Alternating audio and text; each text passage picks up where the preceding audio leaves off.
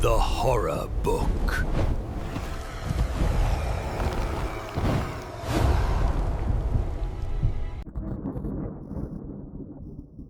जो कहानी मैं आपको आज सुनाने जा रहा हूं वो सिर्फ एक कहानी नहीं है। ये कहानी है शिमला की उन रहस्यमयी पहाड़ियों की जहां साल 1898 में ब्रिटिश हुकूमत के दौरान एक रेलवे सुरंग का निर्माण चल रहा था। एक ऐसी सुरंग जिसके बारे में आज भी कई रहस्यमयी किस्से सुनने को मिलते हैं। कहा जाता है कि रात के सन्नाटे में इस सुरंग के अंदर से हथौड़े चलने की आवाजें आती थीं, जबकि उस वक्त वहां कोई काम नहीं करता था और पहाड़ों में रहने वाले बूढ़े लोग इस जगह को सिर्फ एक नाम से पुकारते थे, वो जगह जहां 12 बजे कोई काम करता है। आखिर उस सुरंग के अंदर ऐसा क्या था? इस रहस्य को जानने के लिए चलिए वापस चलते हैं साल 1898 में।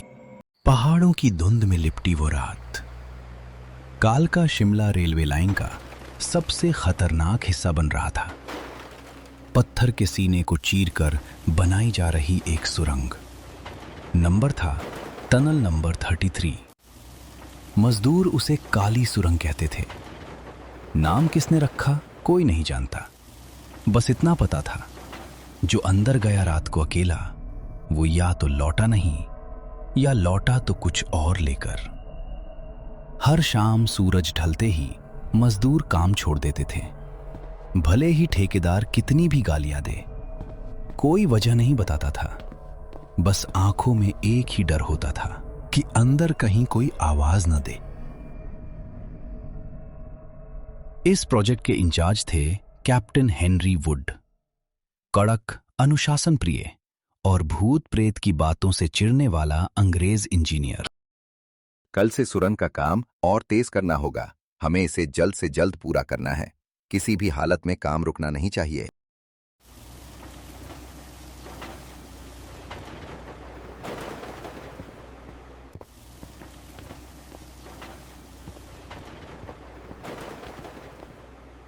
चलो चलो जल्दी करो, सब अपने हाथ जल्दी चलाओ। हमें आज का काम हर हाल में पूरा करना है। काम शुरू हुए 3 महीने हो चुके थे। सुरंग आधी खुद चुकी थी। उस रात हवा एकदम रुकी हुई थी, इतनी खामोश कि पत्ता तक नहीं हिल रहा था। और तभी बूढ़ा मजदूर बहादुर सिंह कैप्टन वुड के तंबू में आया। उसका चेहरा राख जैसा सफेद था, हाथ बुरी तरह कांप रहे थे, जैसे अभी अभी किसी ने उसकी रूह खींच ली हो। साहब, कल रात मैंने सुरंग के अंदर आवाजें सुनी, हथौड़े चलने की आवाज, लगातार 12 बार। मगर साहब, वहां कोई काम नहीं कर रहा था। मैंने खुद जाकर देखा, पूरी सुरंग खाली थी। बहादुर, तुम पिछले कई दिनों से लगातार काम कर रहे हो। ये सब तुम्हारे थके हुए दिमाग का खेल है। अंधेरी सुरंग में पत्थरों की आवाजें अक्सर अजीब लगती हैं। जाओ आराम करो, सुबह उठोगे तो सब ठीक लगेगा। इन बेकार की बातों से बाकी मजदूरों का हौसला मत तोड़ो। बहादुर सिंह पलटा, मगर दरवाजे तक पहुंचते पहुंचते वो रुक गया और बिना पीछे मुड़े धीमी आवाज में बोला, साहब, गिनती एक कम थी। 12 हथौड़ों की आवाजें आई, मगर हमारे पास 11 ही मजदूर है। 12वां हथौड़ा किसका है साहब? बहादुर चला गया। कमरे में सन्नाटा छा गया और तभी मेज पर रखी लालटेन की लौ बिना किसी हवा के धीरे धीरे नीली पड़ने लगी। एक सर्द हवा का झोंका कमरे में दौड़ गया, जैसे कोई अभी अभी कैप्टन वुड के बिल्कुल पीछे से गुजरा हो।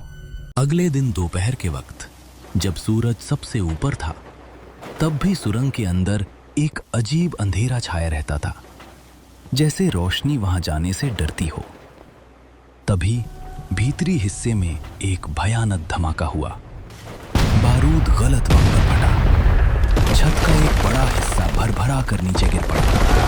धूल का एक काला बादल पूरी सुरंग में फैल गया। 5 मजदूर मलबे में दब गए। उनकी चीखें बाहर तक सुनाई दी, दर्द से भरी, मदद मांगती हुई चीखें। और फिर अचानक एक ही पल में खामोशी, ऐसी खामोशी जो चीख से भी ज्यादा डरावनी थी। ओह नहीं, ये कैसे हो गया? डायनामाइट इतनी जल्दी कैसे फट गया? खुदाई शुरू करो जल्दी। सब लोग हाथ लगाओ, पत्थर हटाओ। हमें उन्हें हर हाल में बाहर निकालना होगा। खोदते रहो, रुकना मत। जब तक अंदर का आखिरी पत्थर नहीं हट जाता कोई पीछे नहीं हटेगा। घंटों की खुदाई के बाद जब आखिरी पत्थर हटाया गया, वहां कोई लाश नहीं थी, कोई खून नहीं, कोई हड्डी नहीं। सिर्फ 5 जोड़ी औजार पड़े थे, करीने से एक सीधी कतार में, जैसे किसी ने बड़े प्यार से, बड़े सब्र से उन्हें सजाया हो। और हर औजार के ठीक ऊपर धूल में 5 उंगलियों के निशान बने थे, जैसे किसी ने उन्हें आखिरी बार छुआ हो, फिर हमेशा के लिए छोड़ दिया हो। एक मजदूर ने कांपती आवाज में फुसफुसाया, इन्हें किसी ने दबाया नहीं, इन्हें कोई अंदर ले गया है। उस रात के बाद से ठीक रात के 12 बजे सुरंग के अंदर से एक अजीब सी आवाज सुनाई देने लगी, टन टन टन। ये आवाज बिल्कुल वैसी थी जैसी किसी चलती हुई ट्रेन के आने से पहले रेलवे की घंटी बजती है। लेकिन हैरानी की बात यह थी कि उस समय तक सुरंग के अंदर न कोई रेलवे ट्रैक बिछा था, न कोई सिग्नल लगा था। पिछली रात शिमला की पहाड़ियों पर भारी बर्फबारी हुई थी। सुबह होते होते चारों तरफ बर्फ की इतनी मोटी परत जम चुकी थी कि पूरा इलाका सफेद चादर में लिपटा हुआ लग रहा था। पहाड़, पेड़ और रास्ते, सब कुछ बर्फ के नीचे ढक चुका था। कैप्टन वुड के कमरे में असिस्टेंट इंजीनियर सार्जेंट थॉमस घबराए हुए दाखिल हुए। दोनों के चेहरों पर डर साफ दिखाई दे रहा था और उनकी सांसें तेज चल रही थीं। कैप्टन साहब, वो सीटी रोज रात ठीक 12 बजे बजती है, हमेशा 5 बार, और हर बार जब वो बजती है अगली सुबह मजदूरों की गिनती एक कम मिलती है। कल रात सतीश गायब हो गया। उसका बिस्तर सुबह वैसे ही मिला जैसे कोई उसमें कभी सोया ही ना हो, ठंडा, सूखा, बिना किसी सलवट के। बकवास बंद करो सार्जेंट, कल से डबल शिफ्ट में काम होगा।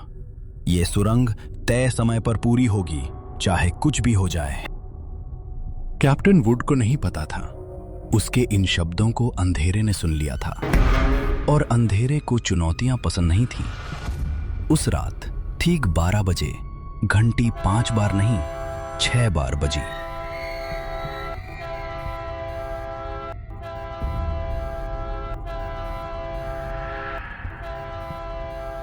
अगली रात कैप्टन वुड खुद निरीक्षण के लिए सुरंग के भीतर गया, साथ में जेम्स कार्टर और 3 मजदूर। हवा में एक अजीब बदबू थी, गीली मिट्टी और कुछ सड़ा हुआ, जैसे बरसों पुरानी कब्र खुली हो।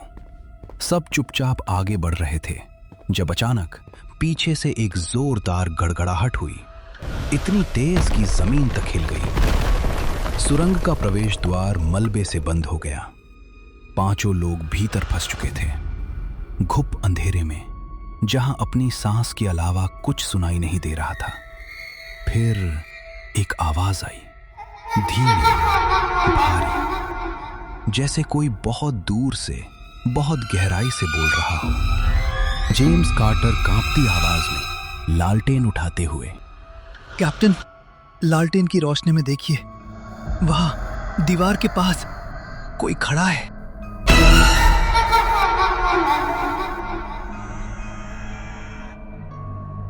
लालटेन की कांपती रोशनी में एक धुंधला साया उभरा। पुरानी वर्दी, फटी हुई, मिट्टी और सूखे खून से सनी हुई। उसका चेहरा था ही नहीं, बस एक धुंधलापन जो हर पल आकार बदल रहा था। और तभी सबने एक साथ महसूस किया, कमरे का तापमान गिर गया था, इतना कि हर किसी की सांस सफेद धुएं की तरह हवा में दिखने लगी। साया धीरे धीरे पास आने लगा। उसके कदमों की कोई आवाज नहीं थी, बस एक भारी ठंडी सांस जैसी सरसराहट जो हर पल तेज होती जा रही थी। अचानक साया एक झटके में गायब हो गया, जैसे किसी ने लालटेन की रोशनी को बुझा दिया हो। एक पल का सन्नाटा और फिर रामू की चीख गूंजी। किसी अदृश्य ताकत ने उसे जमीन से उठाकर सुरंग की छत की ओर फेंक दिया। हड्डियों के टूटने की आवाज आई, भारी, गीली, किसी कच्चे मांस पर हथौड़ा मारने जैसी। फिर वो चीख अचानक कट गई, जैसे किसी ने बीच में ही उसे निगल लिया हो। सन्नाटा, सिर्फ छत से टपकती किसी चीज की बूंदों की आवाज, टप टप टप।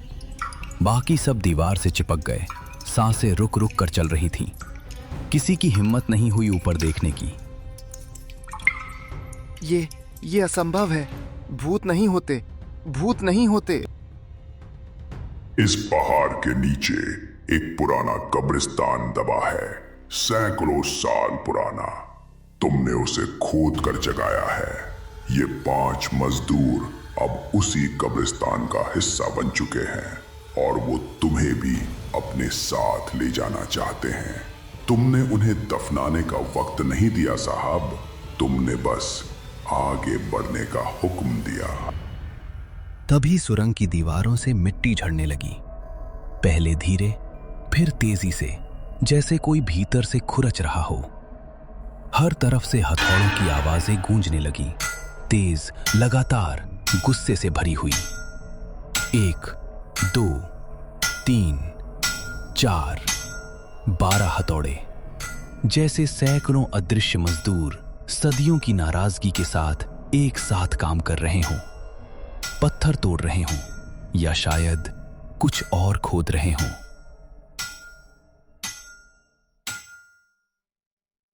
और उन आवाजों के बीच बहुत साफ, बहुत करीब से किसी ने कैप्टन वुड का नाम पुकारा, धीमे, खिंचे हुए स्वर में। वुड। जेम्स कार्टर ने अपनी आखिरी हिम्मत जुटाई और मशाल लेकर एक संकरी दरार की तरफ भागा। कैप्टन, इधर से रास्ता है, जल्दी। मगर जैसे ही वो दरार के पास पहुंचा, दीवार से एक हाथ निकला, बर्फ जैसा ठंडा, मिट्टी में सना हुआ, उंगलियां मुड़ी हुई और नाखून टूटे हुए, और उसकी कलाई को इतनी जोर से जकड़ लिया कि हड्डी चटकने की आवाज आई।